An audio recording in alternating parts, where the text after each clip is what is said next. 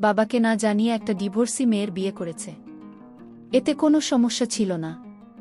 ভাইয়া হয়তো ভাবি সৌন্দর্য দেখে বিয়ে করেছিল, কিন্তু ভাবির আচার ব্যবহার আমাদের সুখের সংসারে অশান্তি নেমে এসেছে। আমার বয়স খুব কম হলেও আমি ভাবি সকল কর্মকাণ্ড বুঝতে পারি, কিন্তু ভাবি এরকম বাবা মায়ের উপর অত্যাচার আমার কিছুতেই সহ্য হতো না। আর ভাইয়া তো চাকরির কাজে শহরে থাকত। একদিন ভাবিকে হোটেলে নিয়ে গেলাম, আর হোটেলে নিয়ে যা করেছিলাম তা শুনলে তোমাদের মাথা গরম হয়ে যাবে। তাহলে মূল ঘটনাটি বলি। এইমাত্র আমি ৫ টাকা ৩টা নোট ড্রেসিং টেবিলের উপর রেখে কিচেনে গেলাম। এখন দেখি টাকাটা নেই। সোহান, টাকাটা কি তুমি নিয়েছ? ভাবেই কথা শুনে আমার মাথা জ্বলে উঠল। শেষ পর্যন্ত চোর বানিয়ে দিল আমাকে চিফ। অবশ্য বেকারদেরকে মানুষের অনেক কথা শুনেই বেমালুম হজম করতে হয়। কথায় কথায় মাথা জ্বলে উঠলে চলে না। অনেক কষ্টে নিজেকে সামলে নিয়ে বললাম, না ভাবি, আমি নিইনি। হয়তো অন্য কোথাও রেখেছ, ভালো করে খুঁজে দেখো। ভাবি বলল, সব জায়গায় খুঁজেছি, কোথাও নেই। তুমি একটু মনে করে দেখো। এমনও তো হতে পারে তুমি মনের ভুলে নিয়ে মানিব্যাগে ঢুকিয়ে ফেলেছে। এখন মনে করতে পারছি না। এবার সত্যি সত্যিই মাথায় আগুন জ্বলে গেল। আমি খুব হালকা স্বরে বললাম, ভাবি, তুমি যেভাবে আমাকে অপমান করছো এর মধ্যে যে চূড়ান্ত রকমের একটা ছোটকি আছে, তুমি কি তা বুঝতে পারছো? এই কথাই ভাবি শ্রাব্য অশ্রাব্য ভাষায় যা বলা শুরু করল। তাতে থাকে আর একটা ভদ্রবাড়ির ছেলে বউ কিংবা কোনো ভালো ঘরের মেয়ে বলা যায় না। এক পর্যায়ে সে বলেই ফেল, ঢাকা একটা ছেলে বছরের পর বছর ভাইয়ের ঘরে বসে বসে হাতির মতো গিয়েছে। ৪ পয়সা ইনকামের মুরদ নেই সে কিনা আমাকে বলেছ লোক। আমি বারবার এদিক ওদিক তাকাচ্ছি যেন মা এসব কথা কোনোভাবে শুনতে না পায়। এমনিতেই সে স্ট্রোকের রোগী, কোনোভাবে উত্তেজিত হতে পারে, এমন কিছু শুনতে দেওয়া যাবে না তাকে। এরপর আর কোনো কথা জোগাল না আমার মুখে। নিঃশব্দে বাড়ি থেকে বের হয়ে গেলাম। বেলা বাজে 10:56। রোদ তেতে উঠেছে। আশা মাছ, অথচ বৃষ্টির নামগন্ধ নেই। রোদের তাপে যেন রাস্তার পিচ গলে স্ট্যান্ডে লেগে যাচ্ছে। এখন কোথায় যাব আমি? লকডাউনের ভেতর কারো বাড়ি যাওয়া যাবে না। আমাদের বাড়িটা চাঁদপুর শের শাহ সুরির রোডে। এখান থেকে হেঁটে হেঁটে রেসিডেন্সিয়াল কলেজের পাশ দিয়ে চন্দ্রিমা উদ্যানে চলে যাওয়া যায়। বসার জন্য খুব নিরিবিলি একটা জায়গা। আমার একটা নিরিবিলি জায়গায় এখন সবচেয়ে বেশি দরকার। খুব কঠিন একটা সিদ্ধান্ত আমাকে নিতে হবে, এবং সেটা আজই, এখনই। একটা ভবনের পিছন দিকে লেকের পাড়ে নিরিবিলি একটা জায়গা দেখে বসে পড়লাম। সংসারের হিসাবটা কিছুতেই আর মিলছে না। অল্প কিছু দিনের ভেতর সবকিছু কেমন এলোমেলো হয়ে গেল। অথচ আমাদের সংসারটা ছিল ছবির মতো সুন্দর, গোছানো, পরিপাটি। সেই ছবির রং ঝাপসা হতে শুরু করল এক সময়ে। বাবা মারা গেল প্রায় 5 মাস হতে চল। এরপর থেকে সেই ছবি শুধু ফ্রেমটাই রয়ে গেল, বাদবাকি সব হারিয়ে গেল কোথায় জানো? এই তো সেদিনের কথা, আমরা 2 ভাই আর বাবা মিলে একসাথে কেমন খেলেছি। বাবা একটু সময় বের করতে পারলে ফুট করে ঘুরতে গিয়েছে আমাদেরকে। বাড়িটা সারাক্ষণ হাসি আর আড্ডায় গমগম করত। আর আজকের অবস্থা দেখলে নিজেই অবাক হই। মনে হয় আদৌ এটা আমাদের বাড়ি? ভাইয়া পড়ালেখা শেষ করার পর 19 সালের জুলাই মাসে একটা মাল্টিন্যাশনাল কোম্পানিতে উচ্চপদে চাকরি নিল।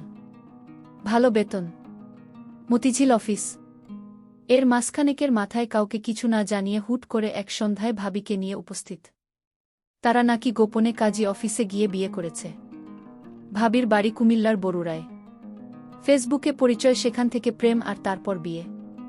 ভাবির এর আগেও একটা বিয়ে ছিল। এরপর আমার ভাই এর সাথে তার পরিচয়। আমরা সবাই খুব আপসেট হলাম এই ঘটনায়।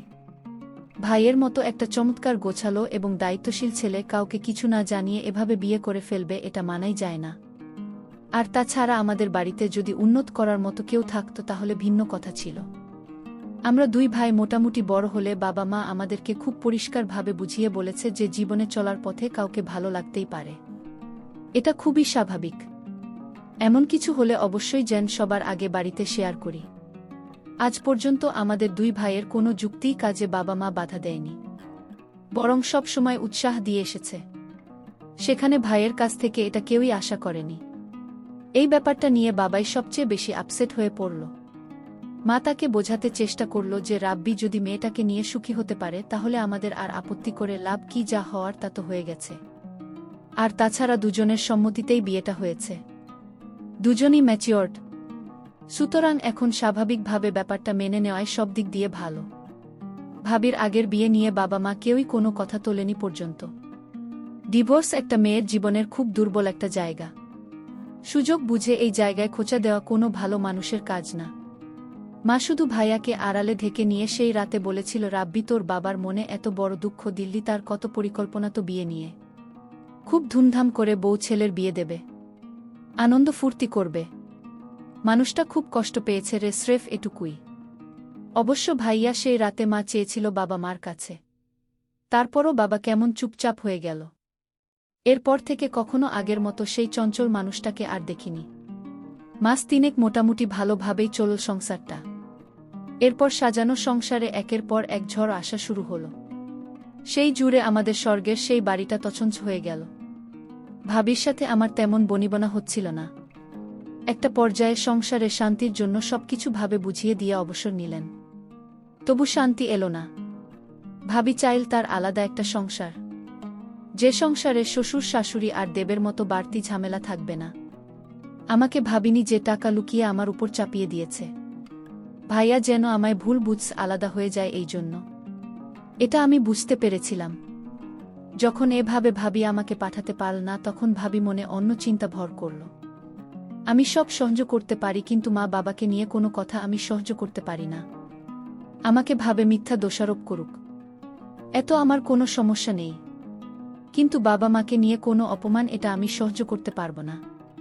কিভাবে আমাকে ভাইয়ের চোখে খারাপ বানানো যায় এই সুযোগ ভাবে সব সময় খুঁজত।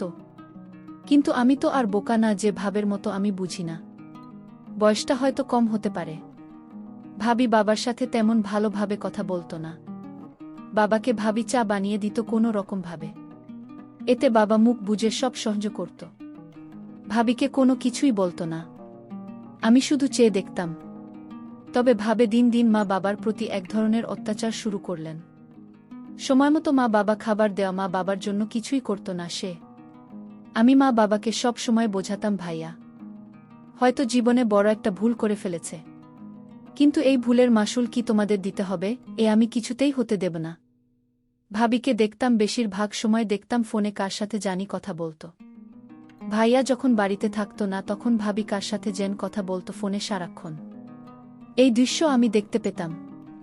একদিন আমি দেয়ালের উপাস থেকে শুনতে পেলাম, ভাবি ফোনে বলল, কাল আমার স্বামী বাসায় থাকবে না, তুমি একটু আমার সাথে দেখা করো, জরুরি কথা ছিল।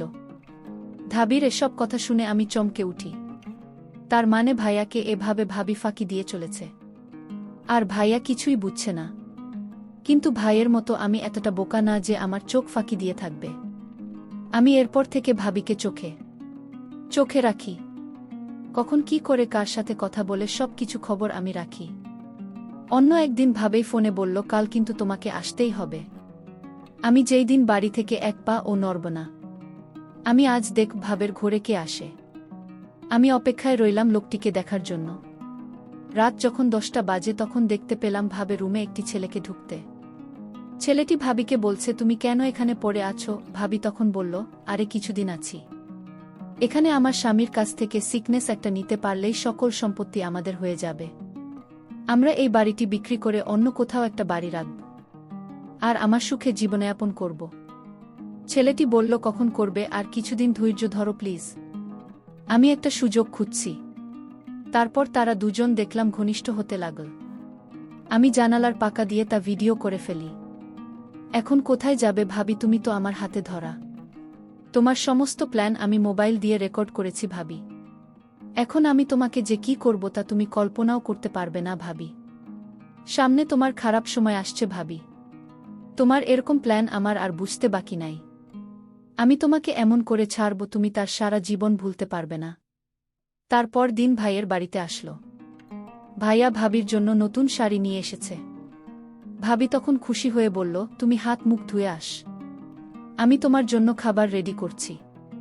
তারপর ভাইয়া খেতে বসল। ভাবি তখন ভাইয়াকে জিজ্ঞেস করল, আচ্ছা, আমার যে বিয়ে করেছিলাম তার জন্য কাজী বলেছে একটা তোমার শোয়ের বাকি ছিল, আর সেটা তোমার করতে হবে। ভাইয়া বলল, আমি এই সপ্তাহ কাজের চাপে আছি, আমি এক সপ্তাহ অফিসের কাজে চট্টগ্রাম যেতে হবে, তারপর দেখি আমি সেটা দিয়ে দেব। আমি এখন খুব বিজি। ভাবি বলল, আচ্ছা ঠিক আছে, তাহলে এই সপ্তাহ বাড়িতে এসে মনে করে সেটা দিয়ে দিতে হবে। ভাইয়া পরদিন সকালে চলে গেল। আমি ভাবি রুমে গেলাম। ভাবিকে জিজ্ঞেস করলাম, ভাবি তোমার দিনকাল কেমন কাটছে? ভাবি বলল, ভালোই তো, কিন্তু তুমি একটা চোর, তুমি ভুলে যেও না। আমি বলেছিলাম, ভাবি তুমি কেন আমায় মিথ্যা অপমান করছো? আমাকে তোমার সহ্য হয় না সেটা তুমি মুখে বলে দিতে পারো। তাহলে কেন শুধু শুধু আমাকে মিথ্যা অপবাদ দিচ্ছে? ভাবি তখন রাগান্বিত হয়ে বলল, তুমি এখন আমার রুম থেকে যাও। আমি বললাম, ভাবি তুমি যে আমায় চোর বলছো, মনে রেখো ভাবিকে যে আসল চোর তুই খুব শীঘ্রই জানতে পারবেন। ভাবি আমার কথা শুনে কিছুটা অবাক হয়ে গেল। তুমি আমাকে ভয় দেখাও নাকি? আমি বললাম, ভাবি হয় না যা সত্যি তাই বললাম। ভাবি তুমি সময় মতো সত্যেও পাবে। ভাবি মনে মনে চিন্তা করতে লাগলো, আমার দেবর কি আমার সব প্ল্যানের কথা কি জেনে গেছে নাকি? না, সে জানবে কি করে? আমার তো প্ল্যানটা একমাত্র ও ছাড়া একটা পাখি পর্যন্ত জানে না। তাহলে সে জানবে কি করে? পরের দিন ভাবিকে দেখলাম মোবাইল ফোন দিয়ে ওই ছেলেটির সাথে চ্যাট করছে। আমি ভাবি মেসেঞ্জারে প্ল্যান করা ভিডিওটা ভাবি মেসেঞ্জারে পাঠালাম। ভাবি ভিডিওটা দেখে চমকে উঠল। আরে এ তো দেখি আমার সমস্ত প্ল্যান করার ভিডিও, এই ভিডিওতে আর কিভাবে পেল? আর শেখথা এই ভিডিও পেল? আমার ভিডিওটা দেখে মাথা গরম হয়ে গেল। আমি সাথে সাথে আমার দেবকে ডাক দিলাম। দেখলাম দেবতার ঘরে শুয়ে মোবাইলে চ্যাট করছে। আমি বলল, সুহানি, সোহান। আমার দেবীর নাম সোহান। আমি তাকে ডাক দিলাম, সে আমার ডাক শুনেও না শোনার ভান করল। আমি 3টা ডাক দিলাম জোরে জোরে। সোহান তখন বলল, আরে ভাবি আপনি এত রাতে কি হয়েছে? ভাবি কোনো সমস্যা? ভাবি বলল, তুমি জেনেও না জানার ভান করছো কেন? আমি বললাম, ভাবি তুমি কি পাগল হয়ে গেছে? আমি কি জানি? আমি কিছু জানি না। আর তুমি কিসের কথা বলছো? ভাবি তখন বলল, তুমি এই ভিডিও কোথায় পেলে? আরে আমি এই ভিডিও, তুমি যার সাথে সম্পদ চুরি করে যার সাথে পালিয়ে যাবার প্ল্যান করছিলেন, শেষে আমাকে এই ভিডিও দিয়েছে ভাবি। ভাবি আমার কথাটা বিশ্বাস করতে পারল না মনে হয়। ভাবি বলল, কে হতে পারে না? আমি বললাম, ভাবি তোমার প্ল্যান করার সমস্ত ভিডিও আমার কাছে আছে। আমি এই ভিডিও ভাইয়াকে দেখাব, তারপর থানায় গিয়ে মামলা করব। তোমাকে সারা জীবন জেলে থাকতে হবে। ভাবি ভাবে সুন্দর মুখখানা শুকিয়ে গেল আমার কথা শুনে। ভাবি দেখলাম অনেক ভয় পেল। তারপর আমি ভাবি বলল, সোহান আমি ভুল করেছি, প্লিজ তুমি এই ভিডিওটা ডিলিট করে দাও। আমি বলেছিলাম, না ভাবি, তুমি যে প্ল্যান করেছিলাম সেটা যদি আমি সময়মতো না জানতাম তাহলে আমাদের তুমি রাস্তার ফকির বানিয়ে ছাড়তে। ভাইয়াকে বোকা ভেবেছ তুমি, কিন্তু আমি বোকা না। ভাবি তখন বলল, আচ্ছা শোন, তুমি কি চাও আমি তোমার সব কথা শুনব, তাও তুমি তোমার ভাইয়াকে এই ভিডিও দেখায় না? আমি বললাম, ঠিক আছে আমি ভিডিও দেখাব না, তবে আমি যা বলি তাই তোমার শুনতে হবে। ভাবি বলল, ঠিক আছে আমি তোমার সব কথা শুনব। আমি তোমার মা বাবার সাথে ভালো আচরণ করব। আমি বলেছিলাম, ভাবি তাহলে কাল আমার সাথে একটি জায়গায় যেতে হবে। ভাবি বলল, ঠিক আছে। আমি ভাবিকে পরদিন সকালে ভাবিকে নিয়ে পটুয়াখালী ঘুরতে গেলাম। ভাবিকে বললাম, ভাইয়া ফোন করলে কি বলবে? ভাবি বলল, আমি বলব আমার বাবা অসুস্থ, তাই আমি বাবাকে দেখতে এলাম। আমি 2-4 দিন বাবার সাথে থাকতে হবে। ভাবিকে বললাম, ভাবি তুমি তো দারুণ বুদ্ধিমতী। হঠাৎ আকাশের অবস্থা খুব খারাপ হলো। প্রচণ্ড ঝড় বৃষ্টি হতে শুরু করল। আমি ভাবিকে নিয়ে একটা হোটেলে গেলাম, কারণ এখানে যারা ঘুরতে আসে তারা হোটেলে থাকে। আমিও একটা হোটেল নিলাম। ভাবিকে বললাম, ভাবি তুমি হোটেলে বসে, আমি কিছু খাবার নিয়ে আসি। আমি খাবার নিয়ে আসলাম। ভাবি তখন বলল, আমি নিচে শুয়ে পড়ি, তুমি খাটে শুয়ে পড়ো। আমি বললাম, না কোনো সমস্যা নাই, তুমিও কাটিয়ে শু। ভাবি আমার সাথে কোনো কথা না বলে কাঠ এসে শুয়ে পড়ল। আমি সারা রাত ঘুমাইনি। আমার মনে একটাই চিন্তা, আমার মা বাবাকে এবং আমার সহজ সরল ভাইকে এভাবে ঠকালো, তার প্রতিশোধ আমাকে নিতেই হবে। আমি ভাবিকে বললাম, ভাবি আজ আমি তোমায় যা বলবো তাই শুনবে, তুমি কিন্তু আমায় কথা দিয়েছিলে। ভাবি বলল, আমি তো বলেছি তোমার সব কথাই রাখব। আমি বললাম, ভাবি তুমি কিভাবে আর সংসার করবে, নাকি ওই ছেলের সাথে চলে যাবে? ভাবি বলল, যদি ছেলের সাথে চলে যেতে চাইতাম তাহলে আমি তোমাকে বলতাম না যে তোমার ভাইয়াকে সেই ভিডিওটা দেখাতে। আমি যা করেছি সব ভুল করেছি। আমি তোমার সাথে, তোমার বাবা মায়ের সাথে অন্যায় করেছি। এটার জন্য তুমি আমায় শাস্তি দেবে, সেই শাস্তি আমি মেনে নেব। শুধু তোমার কাছে একটাই অনুরোধ, তোমাদের পরিবারে আমাকে থাকতে দাও। আমি ভাবিকে বললাম, ভাবি, আমি আজ তোমাকে হোটেলে নিয়ে কেন আসলাম জান? শুধু তোমার মনটা পরীক্ষা করার জন্য। আমি যা বুঝলাম তুমি সংসারটা বাঁচানোর জন্য সব করতে পারো। এটা আমি পরিষ্কার বুঝেছি ভাবি। আর তুমি কি করে ভাবলে আমি তোমার উপরে সব করার জন্য জুলুম করব? শোনো ভাবি, আমি তোমাকে এখানে আনার একটাই উদ্দেশ্য, যেন তুমি ভালো হয়ে যায়। দেখো ভাবি, আমি আজ ইচ্ছা করলে আমি অনেক কিছুই করতে পারতাম, কিন্তু আমি তা করিনি। কারণ ভাবিরা মায়ের মতোই হয়।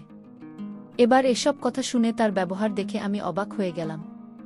আমি কান্না করতে লাগলাম আর বলতে লাগলাম, তোমার বাবা মায়ের কাছে আমায় নিয়ে চলো।